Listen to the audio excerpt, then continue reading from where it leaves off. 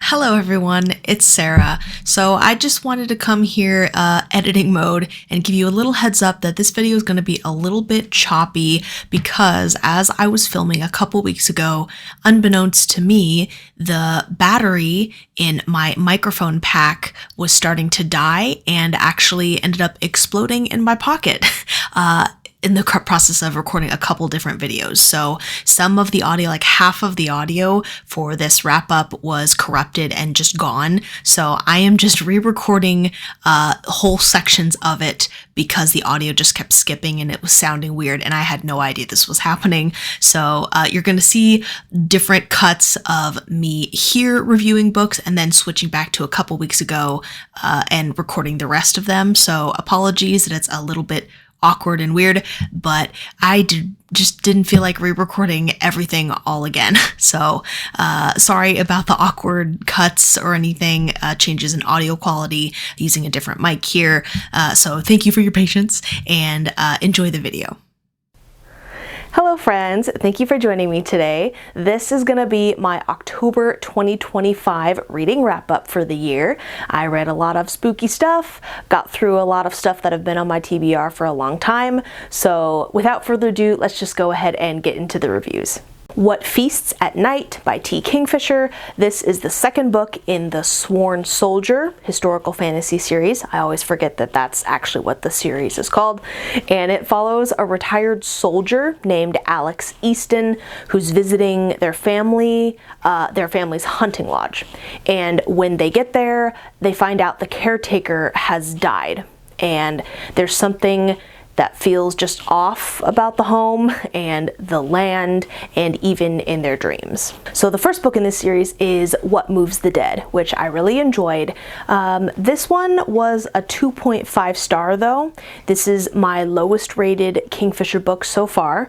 I liked What Moves the Dead better. It's a quick read, but even though it was fast, the first half was pretty uneventful, kind of boring setup, and just kind of a lot of mundane things.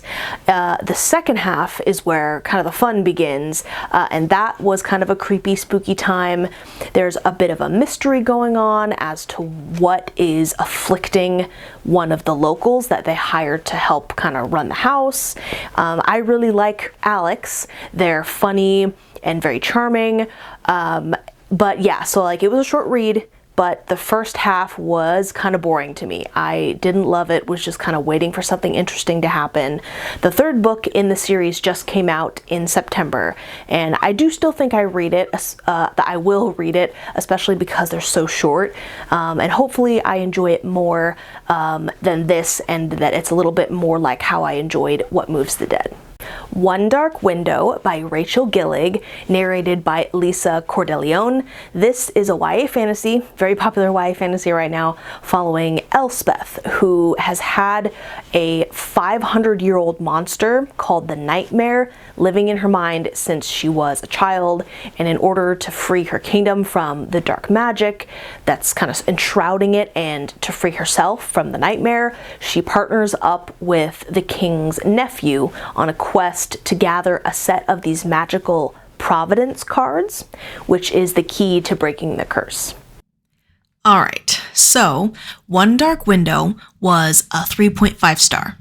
I think it's a prime example of a good modern YA fantasy, and I'd recommend this to YA fantasy fans who like a dark vibe. But for me, at this point in my reading journey, this doesn't particularly stand out amongst how much YA fantasy I have read. The card-related magic and the lore was really cool. I enjoyed that element of it. The nightmare was cool. The romance is very typical of the genre. I think that Elspeth felt a little bit helpless. Most of her best moments are when the nightmare comes to her rescue. One of the major reveals was not a surprise to me at all. The ending was ominous, and it takes a dark direction that was enjoyable for me, but I don't think I'm invested enough to continue the duology no hard feelings. So I wouldn't hesitate to recommend this to YA fantasy fans, but personal enjoyment was very average for this one. So Happy for You by Celia Laskey. This is a contemporary thriller about a woman named Robin who hates weddings and the institution of marriage in general. And her best friend Ellie asks her to be her maid of honor. And as the wedding day approaches, she has reason to think that maybe Ellie is actually trying to kill her. And this was a 3.75 star. This has been on my TBR for a couple years and I've really wanted to read it, but I purposefully waited until after my wedding was over to read it. I just didn't want to bring any negative energy into the stressful process of planning a wedding.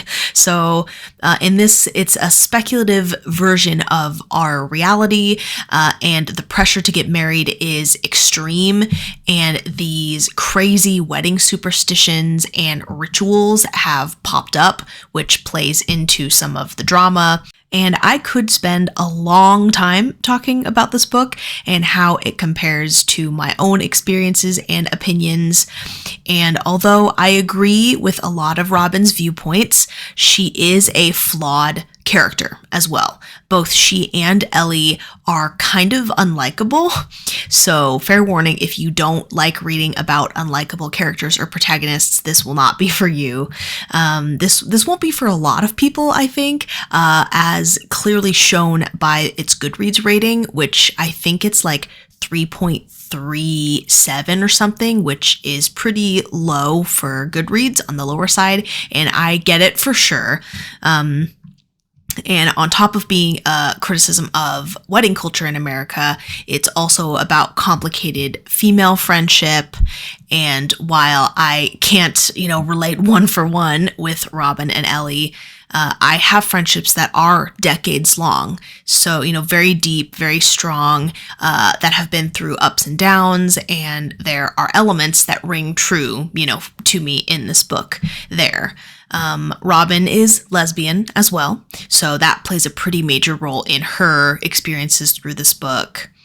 And at times I was eager to kind of get on with the wedding drama of it all, because especially in the first half of the book, there are a lot of flashbacks showing the evolution of their friendship and showing Robin growing up. But then in the back half, by the end, just like some crazy shit happens. And this book was campy, it was over the top, also reflective, full of very strong opinions, like from the author. I think that the author makes some good points, and but I also have no regrets about my own wedding that happened in September and what me and my husband put into it. I think the book was entertaining, it was a little cathartic, and also a little unhinged. Drive Your Plow Over the Bones of the Dead by Olga Tokarczuk. This is a contemporary fiction with murder mystery elements told from the point of view of a grumpy older lady named Janina.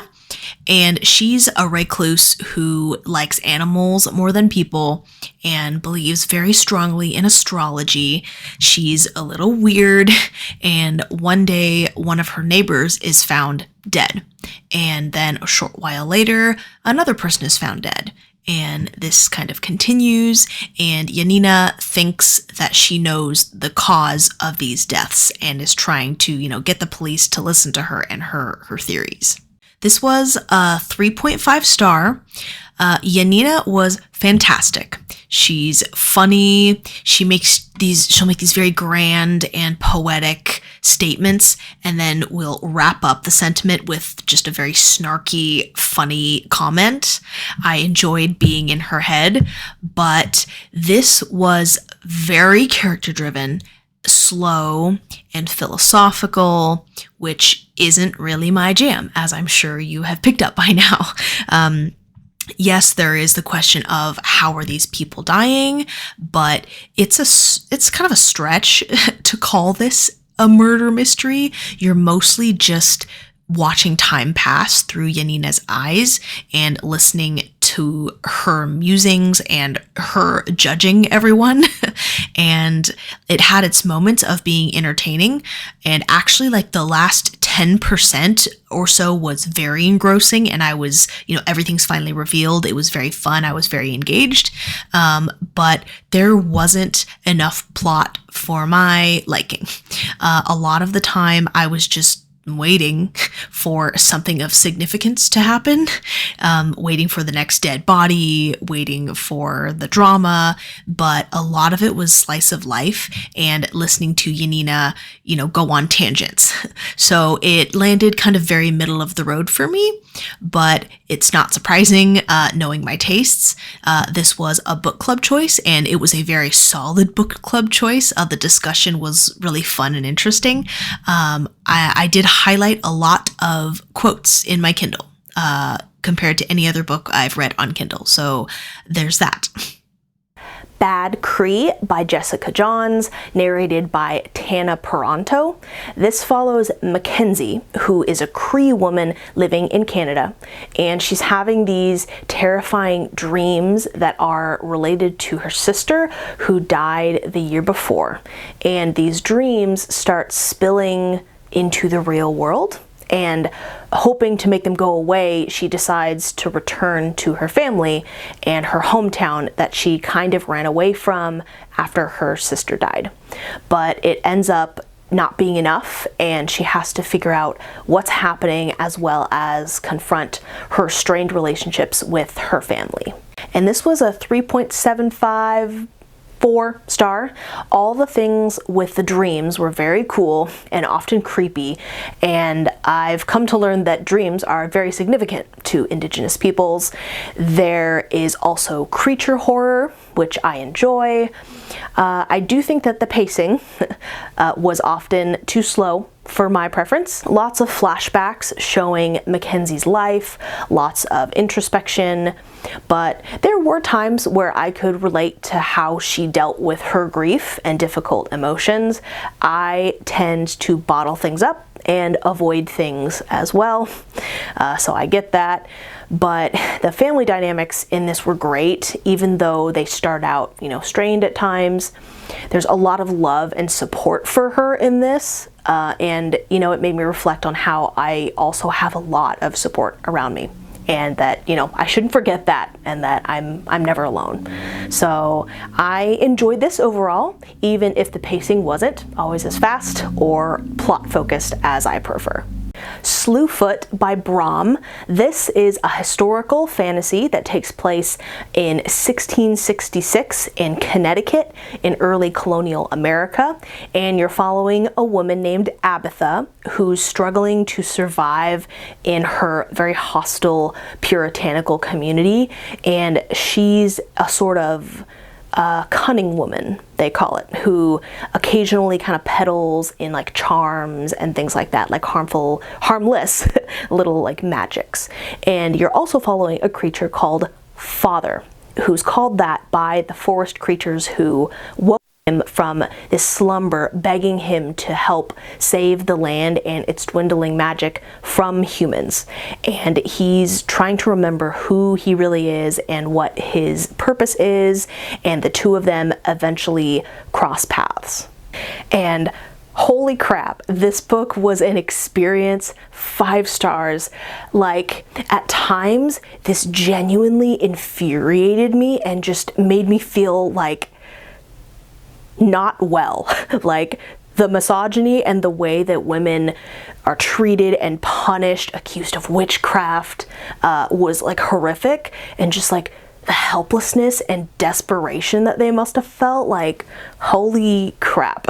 So I don't know, I hardly even know how to describe like this book to do it justice. So the writing was so immersive, the vibes were vibing so hard, and even though I typically don't enjoy slow pacing, this book takes its time building the setting, and it just really worked for me here. The characters all served their purpose so well. I loved Abatha, I loved Father, who goes by many names throughout the story, including Slewfoot, and also Samson, which is just really adorable. Loved the two of them and their relationship that they have. There's a scene with the two of them involving, I don't know, a flower crown, and just the mental image of it has just been burned into my memory. I love it so much. There were moments of, tenderness and joy in this book, but it's scattered throughout a very difficult journey for Abatha.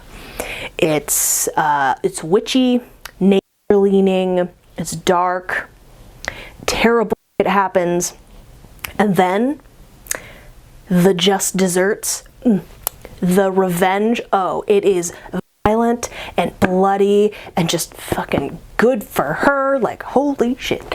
The ending was so good. And the book is also, the physical copy anyway, is full of really cool illustrations by Brom, the author. He is also an artist, and also at imagery on chapter headers as well, to kind of help set the scene. It was so immersive. I love Brom's art style. Amazing, loved it. We'll definitely be checking out more of his books.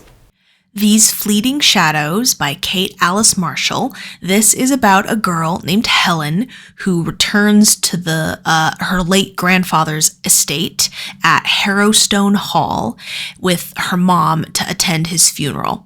And she's told very out of the blue that he has left the estate and other assets to her.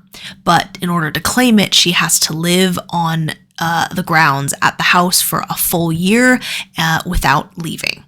But the house is very labyrinthine and seems to have a strange effect on her. It seems to be making her sick, but she is drawn to it.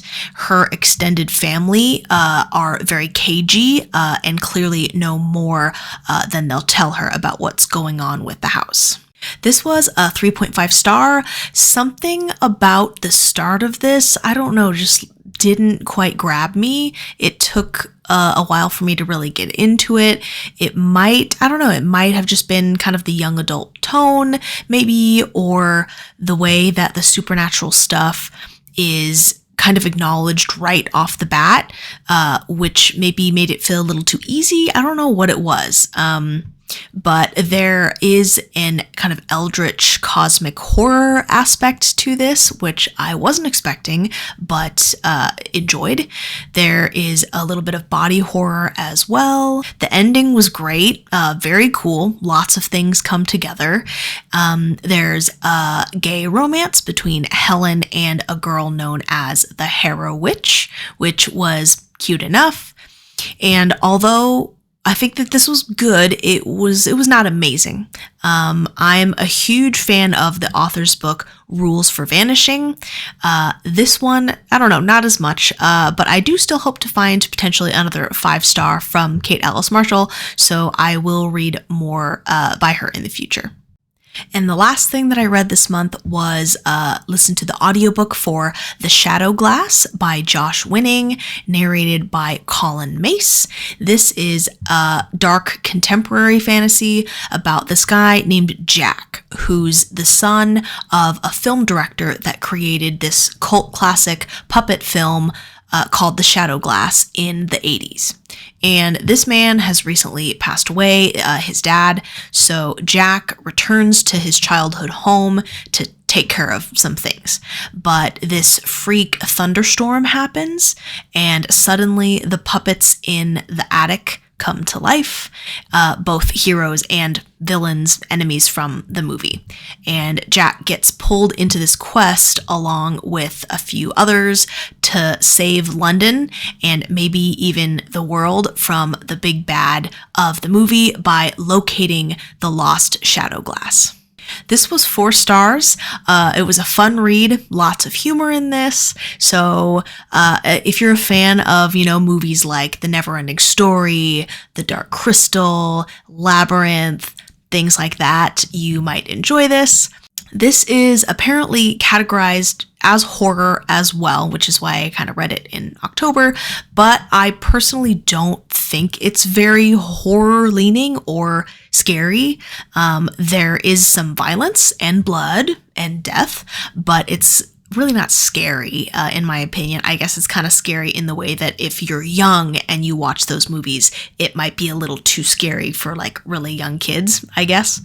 Jack is dealing with some grief after years of built up resentment and anger towards his father for various reasons. He hates the shadow glass and what it represents to him, and over the course of the book, he kind of untangles those emotions. So there's actually, there's some good character development there, but I do think that a couple of the key turning points in that journey felt abrupt and kind of arbitrary. So I don't know, some of it was done well, some of it not quite so much, but this is also, a love letter to fandom and how our favorite, stories imprint on us and change us. It's full of 80s nostalgia. There are mixed media elements that kind of help ground this fictional film in reality, like interviews, transcripts of videos, things like that.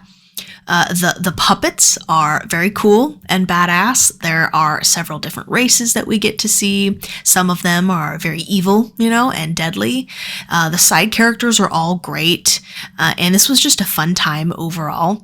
I was hoping that there would be more horror elements going into it based on how I first learned of it and how it was kind of advertised to me, but I still enjoyed it. And those are all the books that I read in October. Thank you so much for watching. I hope that you found a couple good spooky recommendations for either spooky season next year or just reading scary books any time of the year. Thank you so much for joining me, and I will see you guys in my next one. Bye!